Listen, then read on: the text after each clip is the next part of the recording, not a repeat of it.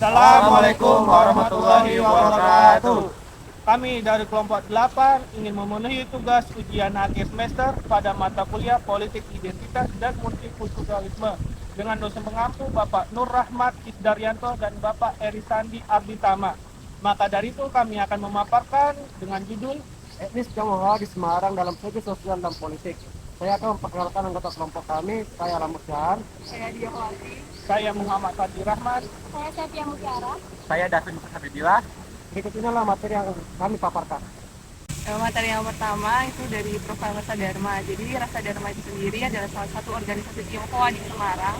Bisa dibilang adalah organisasi yang tertua yang ada di Semarang karena organisasi ini didirikan atau diresmikan pada tanggal 9 Februari pada tahun 1876.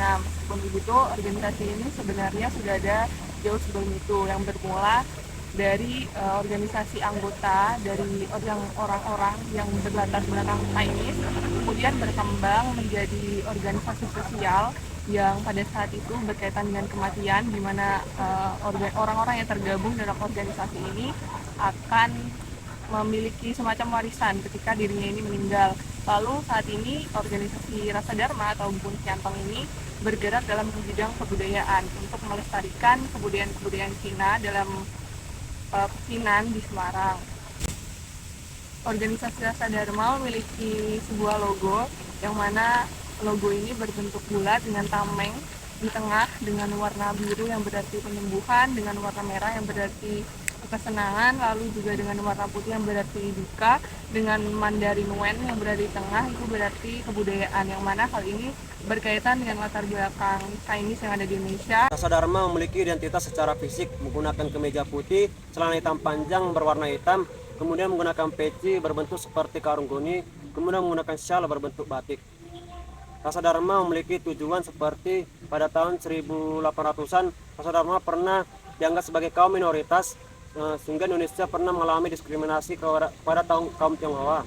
Mereka mengalami kegiatan hal seperti pembunuhan kaum Tionghoa, kemudian pembakaran berkas penting, sehingga Rasa Dharma sendiri terbentuk karena untuk mencari tahu berkas-berkas yang masih tersisa, kemudian memperdalam dan memberikan kepada generasi selanjutnya. Kemudian tujuan selanjutnya yaitu Rasa Dharma sebagai organisasi sosial membantu kaum menengah ke bawah. Mereka sering sekali membagikan makanan gratis atau bantuan sosial lainnya. Rasa Dharma memiliki visi misinya, yaitu visi memperkuat persatuan dan kesatuan masyarakat Tionghoa dengan memajukan kehidupan sosial, ekonomi, dan budaya di anggotanya. Selanjutnya ada misi.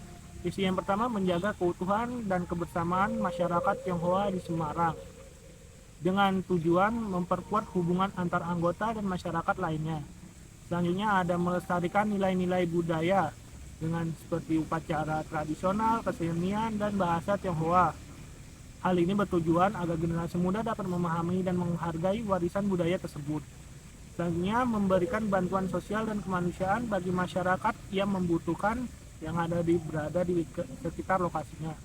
Selanjutnya mengembangkan ekonomi anggota-anggota Rasa Dharma dengan melalui program pelatihan kewirausahaan, pemberdayaan ekonomi, dan pemasaran produk-produk lokal. Dan terakhir berpartisipasi dalam pembangunan daerah dan negara dengan mengadvokasi kepentingan masyarakat Tionghoa dan berkontribusi pada kegiatan pembangunan yang bertujuan untuk mempersejahterakan kebersamaan yang ada di Rasa Dharma dan di masyarakat sekitarnya untuk bangsa Indonesia. Adapun strategi Rasa Dharma dalam mencapai tujuan visi dan misinya, yang pertama yaitu memperkuat hubungan dengan masyarakat luas, kemudian membangun jejaring kerjasama dengan organisasi lain seperti lembaga pemerintahan, kelompok masyarakat sipil, dan organisasi sosial, kemudian mengembangkan program sosial, ekonomi, dan budaya. Adapun contoh dan kontribusi yang dibangun oleh Rasa Dharma dalam membangun hubungan masyarakat dengan masyarakat luas, yang pertama yaitu bakti sosial dan pengobatan akupuntur, kemudian haul Gusdur, program kantin kebijakan, dan yang terakhir kunjungan Bapak Uskup di Semarang. Lalu ada politik kebangsaan organisasi Bun Tiantong. Politik kebangsaan organisasi Bun Tiantong ini yaitu merupakan etnis Tionghoa di Semarang atau biasa disebut dengan Rasa Dharma, melibatkan upaya untuk memperkuat identitas kebangsaan mereka, mempertahankan budaya Tionghoa, dan mempromosikan kepentingan serta kesejahteraan masyarakatnya. di Semarang. Organisasi ini terlibat dalam advokasi kebijakan yang mendukung hak-hak pendidikan, kesetaraan, dan perlindungan hukum masyarakat Tionghoa atau bisa disebut dengan politik advokasi.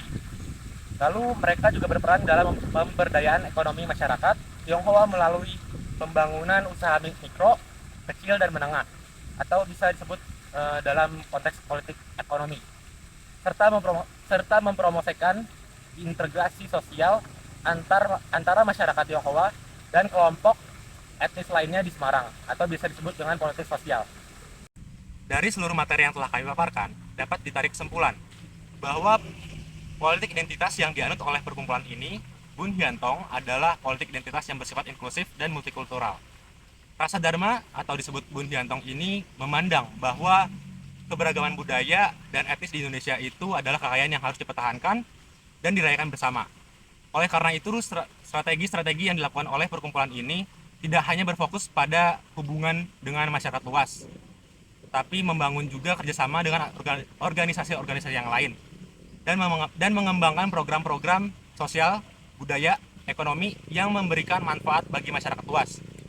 Dalam konteks politik identitas, Rasa Dharma Bun Hyantong ini juga dapat dianggap sebagai contoh kelompok masyarakat Tionghoa yang memiliki pola pikir yang inklusif dan memperjuangkan kepentingan bersama dengan masyarakat luas, bukan hanya memperjuangkan kepentingan etnis Tionghoa secara sempit. Hal ini sesuai dengan semangat Bhinneka Tunggal Ika yang menjadi semboyan negara Indonesia, bahwa meskipun berbeda-beda tetapi tetap satu kesatuan yang utuh dan saling mendukung. Sekian dari pemaparan materi yang telah kami sampaikan.